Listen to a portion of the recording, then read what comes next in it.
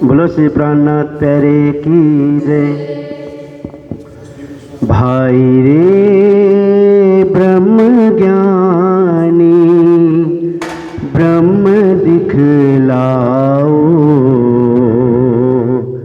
भाई रे ब्रह्म ज्ञानी ब्रह्म दिखलाओ। तुम सकल में साही देखा, ये संसार सकल है सुपना। तुम पार ब्रह्म क्यों पेख्या, ब्रह्म ज्ञानी ब्रह्म दिखलाओ। भाई रे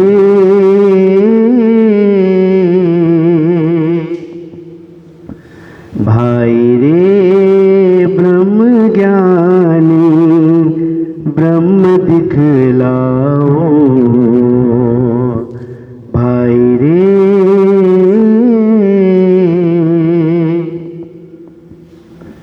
सत सुपने में क्यों कर आवे, सत साही है न्यारा। सत सुपने में क्यों कर आवे, सत साही है न्यारा। तुम पार ब्रह्म सो पर नहीं, तो क्यों उतरोगे पार। ब्रह्म ज्ञानी ब्रह्म दिखलाओ। भाई रे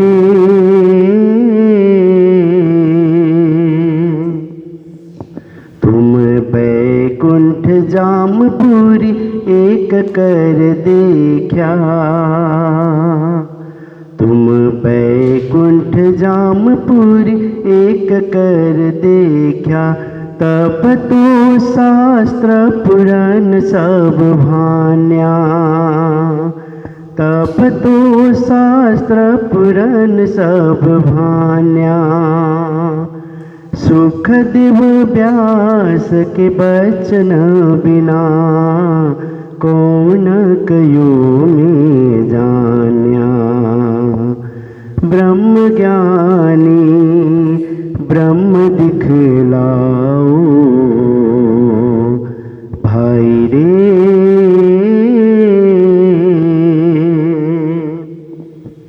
भाई रे ब्रह्म ज्ञानी ब्रह्म दिखलाओ। तुम सकल में साही देखा, ये संसार सकल है सुपना। तुम पार ब्रह्म क्यों पेख्या, ब्रह्म ज्ञानी ब्रह्म दिखलाओ। भाई रे भाई रे बोलो श्री प्राणनाथ प्यारे की जय। से करैया को खोजिए, ये तो कोहेड़ा आकार।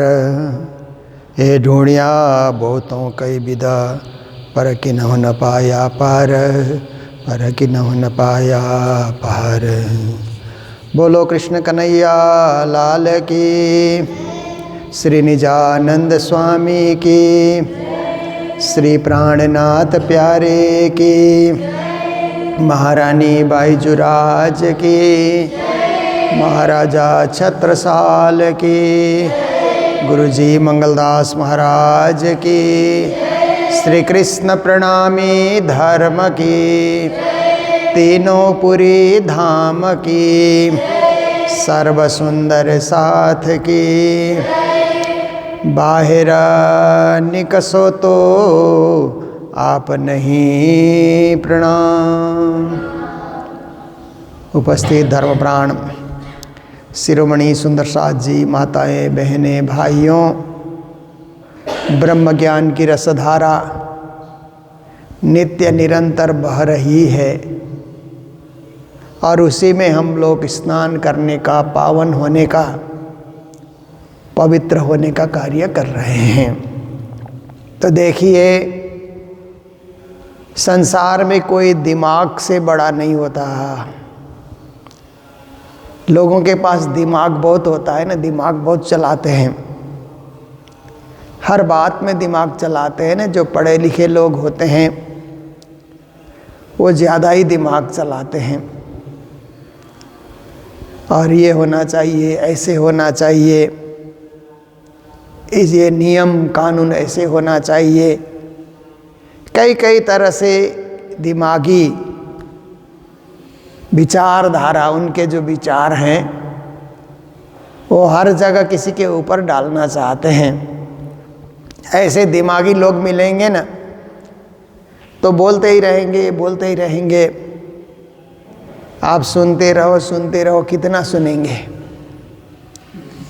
क्योंकि दिमागी लोगों को दिमाग चलते रहता है तो सुनाने की इच्छा होती है, पर कोई किसका कितना सुनेगा फिर? वो तो उसके दिमाग का विचार है, जो उसने सोचा उतना ही है, जो उसने सोचा वही सत्य है, ऐसी बात भी नहीं है। अपने मस्तिष्क से सोच रहा है, उसके पास दिमाग सक्रिय है और चारों तरफ की जानकारियाँ उसने बटोर रखी है, वो सब में वितरण करता है। पर केवल दिमाग चलाने वाला व्यक्ति बड़ा कभी नहीं होता है। और दूसरे बड़े अपने आप को मानते हैं दौलत वाले। दौलत संपत्ति को कहते हैं ना, जिनके पास ज़्यादा संपत्ति होती है। लक्ष्मी जी की कृपा जिन पर हो जाती है तो बड़े संपत्ति वाले हो जाते हैं। दौलत कहा जाता है ना, उर्दू में दौलत कहा जाता है। और कई कई कभी लोग दो लात भी बोलते हैं दौलत का। लक्ष्मी जी दो लात मारती है तो दौलतवान हो जाते हैं, ऐसे भी कुछ कभी लोग ज्ञानी लोग कहते हैं। तो दौलत से भी कोई बड़ा नहीं होगा। उसकी दौलत, उसकी संपत्ति उसको मुबारक, क्योंकि किसी की बड़ी संपत्ति हमें क्या काम आएगी। जैसे एक बार गुरुजी ने एक सेठ को कहा था, मुंबई में एक सेठ को गुरुजी ने कहा, गोवर्धन सेठ उनका नाम था। तो गुरु महाराज ने कहा कि सेठ जी, आपकी संपत्ति आपको ही मुबारक। जैसे हिमालय का बर्फ सबको काम नहीं आता है। हिमालय में बर्फ दिखने से अच्छा तो लगता है कि हिमालय में बर्फ है, पर हिमालय का बर्फ किसी को काम नहीं आता है। पर इतनी बात है कि हमारे देश में हिमालय है, इस बात का गर्व होता है हमें कि हम ऐसे देश में रहते हैं कि जिस देश में हिमालय है। तो उससे हम गौरवान्वित होते हैं कि हमारे देश में बर्फ़ के भी बड़े बड़े पहाड़ हैं। तो ये क्या है कि देश की शोभा बढ़ती है उससे। तो ऐसे ही समाज की शोभा बढ़ती है कि हमारे समाज में धनाढ्य लोग भी हैं, दौलतवान लोग भी हैं। इससे समाज की महिमा बढ़ती है कि सब प्रकार के लोग इस समाज में हैं। पर हिमालय का बर्फ़ क्या करेंगे? वो हिमालय के लिए मुबारक है बर्फ़, उसकी शोभा के लिए मुबारक है। तो गुरु महाराज ने कहा कि आपकी संपत्ति आपको मुबारक है, पर हमें गर्व है कि आप हमारे समाज के एक योग्य सेठ जी हैं, इसलिए इसके लिए हम गर्व करते हैं। तो उनको भी हंसी आई कि आप कैसे तार्किक ढंग से किसी का आपने अपमान होने भी नहीं दिया, और फिर आपने किसी काम का भी नहीं रखा। दोनों तरह से आपने ऊंचा भी उठाया और सामाजिक प्रयोग में भी आपने नहीं लिया। तो गुरु महाराज के साथ बड़ी मित्रता थी उनकी, जानकारी एक दूसरे की अच्छी थी। तो गुरु महाराज ने हंसते हुए उनको ये बातें कही थी। तो इसका मतलब है कि किसी के पास दौलत है, जैसे आज भारत में आप देखिए कि दुनिया का शायद ये तीसरा देश है जहाँ अरबपति ज़्यादा होने वाले देश होते हैं ना। जिस देश में ज़्यादा अरबपति लोग हैं, करोड़पति होते हैं, फिर अरबपति होते हैं, खरबपति होते हैं, तो भारत विश्व में तीसरे नंबर में है। यहाँ बहुत सारे अरबपति भारत में रहते हैं। गरीब जनता भी रहती है, गरीब से गरीब जनता, सुबह खाएं तो शाम को क्या खाएं कुछ पता ही नहीं होता, ऐसी जनता भी है इस देश में, और अरबपति खरबपति लोग भी रहते हैं। तो जो दौलत है वो दौलत उन्हीं के लिए मुबारक है। दौलत होने से कोई बड़ा हो गया ऐसा नहीं मानना चाहिए, और दिमाग होने से कोई बड़ा हो गया ऐसा भी नहीं मानना चाहिए। उसके पास जो दिमाग है वो उसी को मुबारक है। पर बड़ा कौन होता है? जिसके पास दिल होता है। दिल तो सभी के पास होता है, दिल तो हार्ट को बोलते हैं ना, हृदय को दिल बोलते हैं, वो तो हर एक के पास है। पर एक भावनात्मक दिल होता है ना, एक तो मांसपिंड का दिल हो गया जो धड़क रहा है, हमारी छाती में रोज धड़कते रहता है, वो तो मांसपिंड का दिल कहा जाता है ना, प्राकृतिक दिल है। एक भावनात्मक दिल कि हम सबके हितैषी हैं, हम सबके साथ प्रेम करते हैं, सबको ऊंचा उठाने के लिए प्रयास करते हैं, सबकी सेवा करते हैं, कोई भेदभाव हमारे मन में नहीं है, दिल हमारा बड़ा है।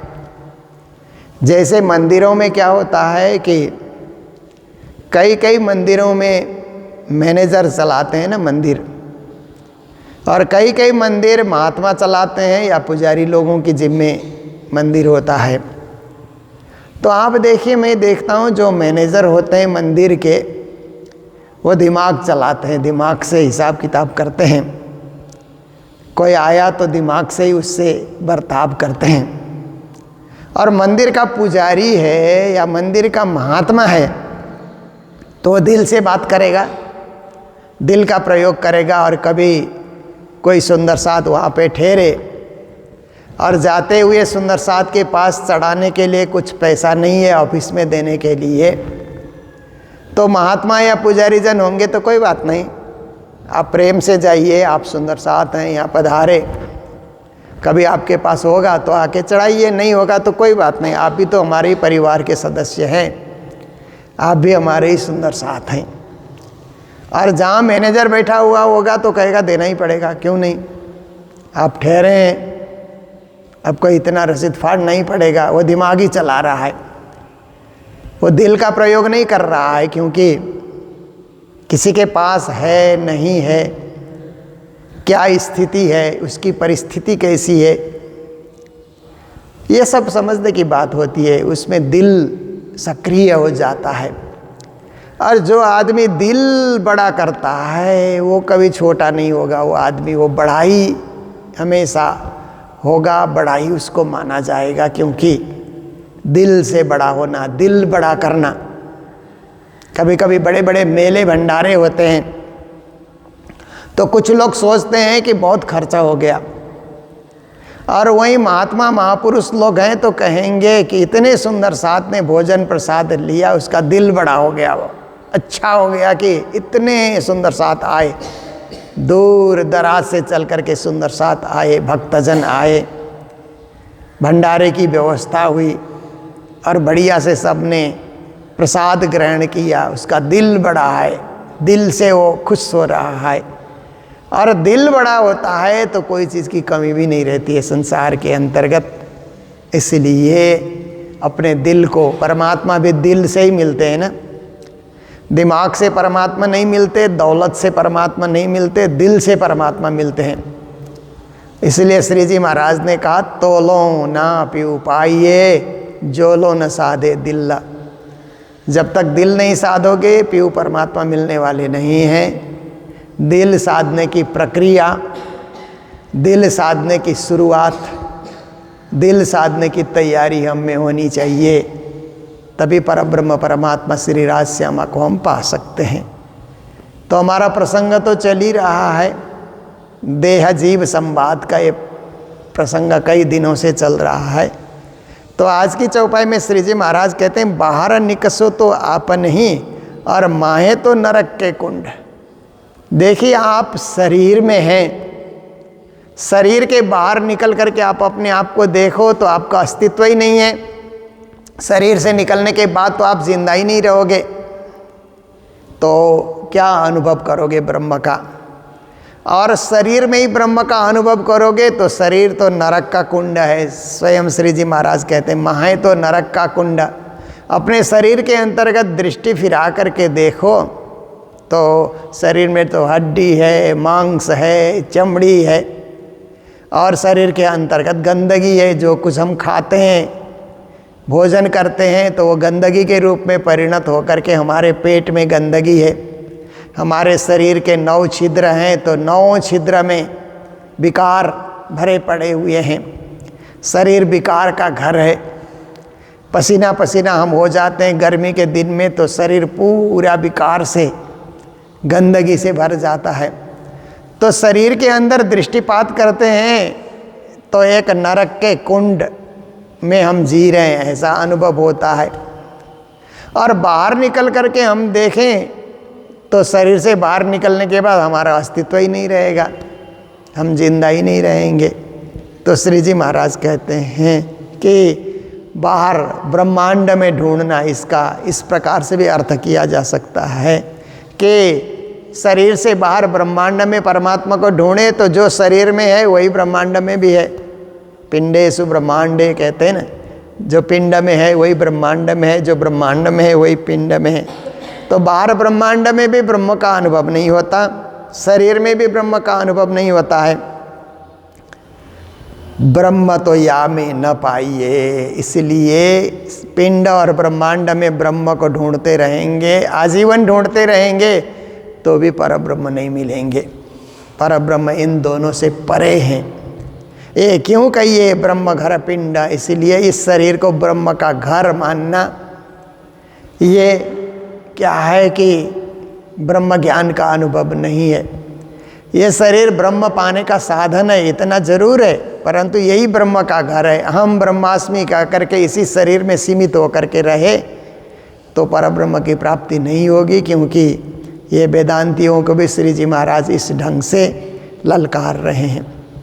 फिर कहते हैं, पवन जोत शब्दा उठे। इस शरीर से हम योग शास्त्र के माध्यम से देखें तो श्वास प्रश्वास क्रियाएं होती रहती है ना शरीर से। हम श्वास ले रहे हैं, छोड़ रहे हैं, श्वास ले रहे हैं, छोड़ रहे हैं, हमें पता ही नहीं है।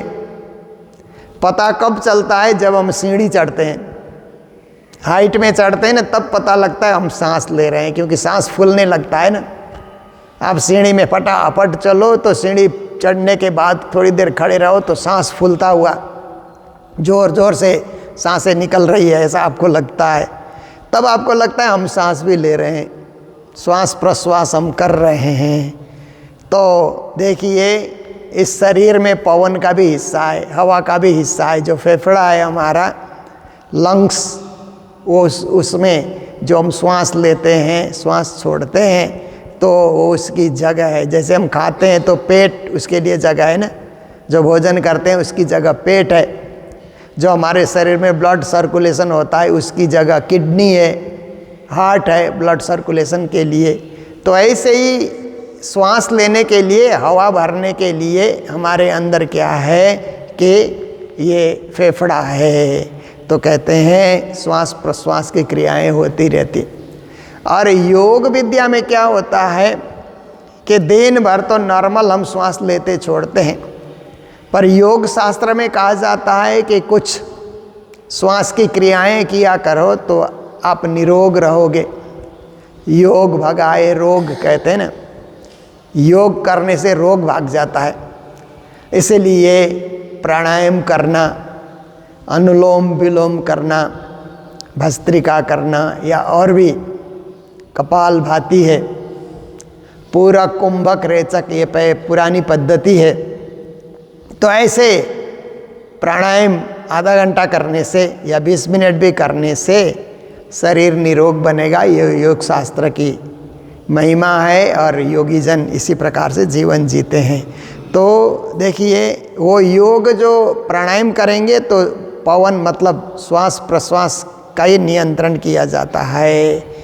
और इस शरीर में क्या है कि एक तो हम लोग प्राणायाम करते हैं और ज्योत मतलब ज्योति स्वरूप का दर्शन करना। फिर योग विद्या में क्या है कि आसन प्राणायाम प्रत्याहार धारणा ध्यान समाधि, तो समाधि में ज्योति स्वरूप ब्रह्म का ध्यान करना, ये योग शास्त्र का उच्च सिद्धांत है। तो श्री जी ने कहा पवन ज्योत शब्दा उठे। फिर वहाँ पर जब ज्योति स्वरूप का ध्यान करते हैं तो अनहद के बाजे बजते हुए हमें अनुभव होगा।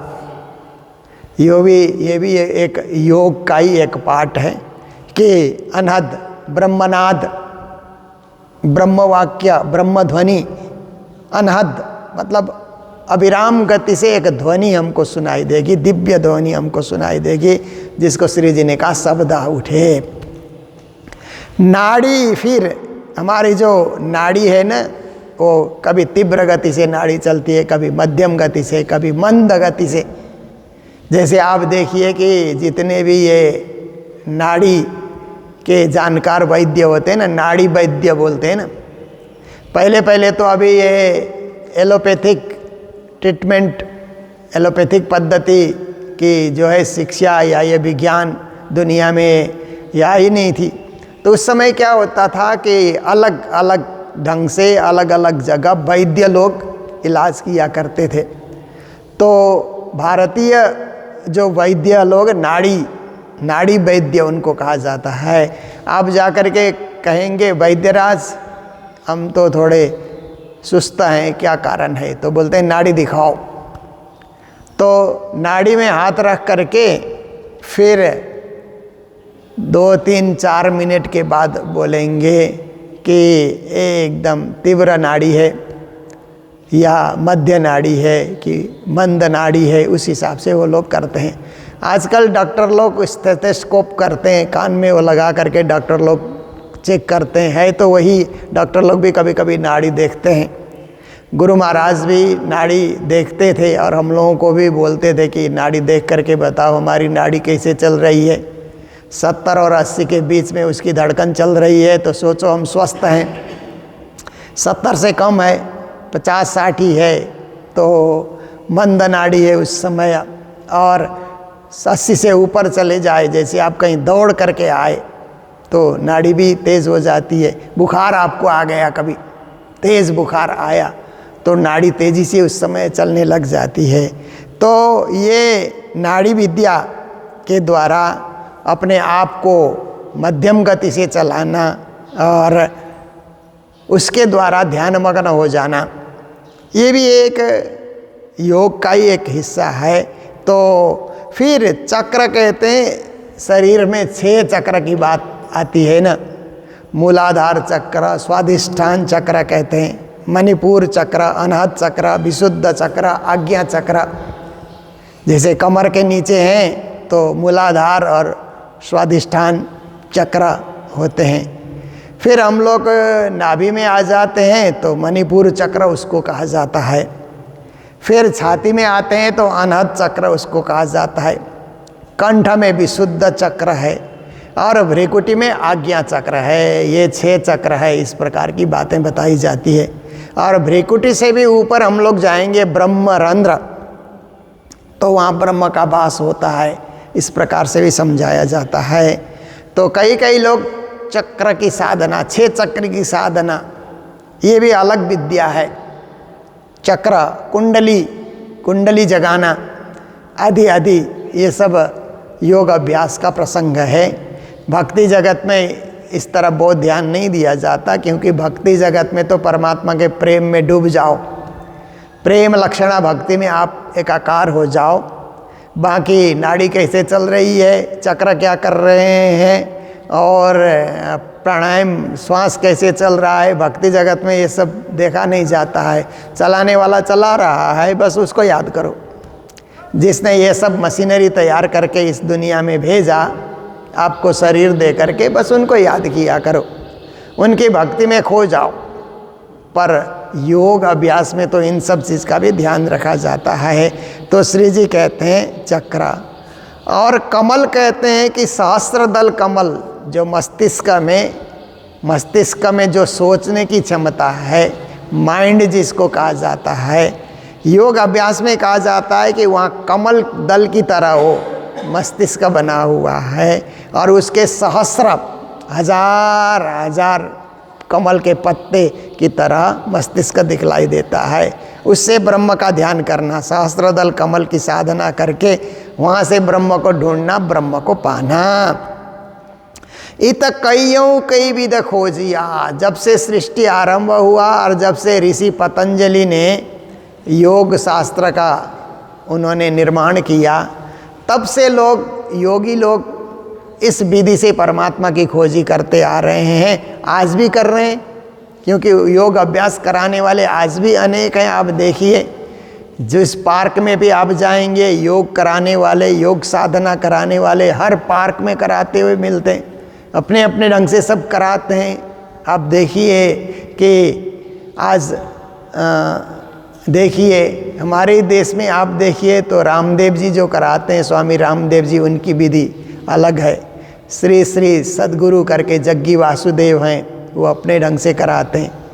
श्री श्री श्री करके रविशंकर जी हैं, वो अपने ढंग से कराते हैं। और कई हैं, कई अनेक हैं। ये तो बड़े बड़े नामी जो भारत प्रसिद्ध, विश्व प्रसिद्ध जो योग साधना के गुरु हैं, उनके हमने नाम लिए। बाकी और भी बहुत सारे हैं, उनकी सबकी विधियां अलग अलग है। क्योंकि आप जब कुंभ मेले में जाते हैं तो सबके शिविर लगे हुए रहते हैं, और सबके शिविर में घूम घूम करके देखो तो अलग अलग रंग ढंग से योग अभ्यास कराते हुए वहाँ पर दिखलाई देते हैं।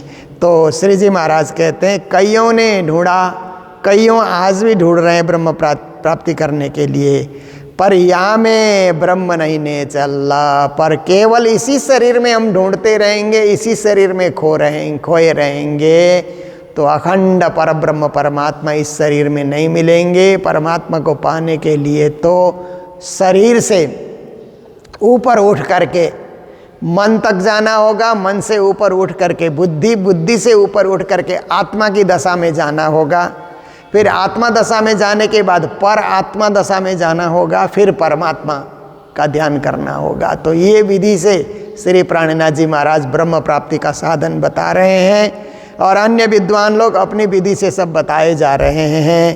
तो यहाँ पर उसकी चर्चा शरीर और देह जीव संवाद के रूप में श्री जी प्रस्तुत कर रहे हैं। पार ब्रह्म क्यों पाइए, अगर शरीर में ही हम सीमित रहे तो पर ब्रह्म परमात्मा कैसे मिलेंगे? क्योंकि यहाँ तो केवल एक आत्मा बैठी हुई है। पर ब्रह्म परमात्मा तो अपने धाम में विराजे हुए हैं, परम धाम में विराजे हुए हैं। तो यहीं हम ढूंढते रहेंगे तो कहाँ मिलेंगे? उनको ढूंढने के लिए तो आत्मा पर आत्मा परमात्मा, ये गति से हमको आगे बढ़ना होगा। तत्खिन कीजिए उपाय, इसलिए उनको ढूंढने के लिए तत्काल आप उपाय कर लो। ब्रह्म प्राप्ति का उपाय आप देखो।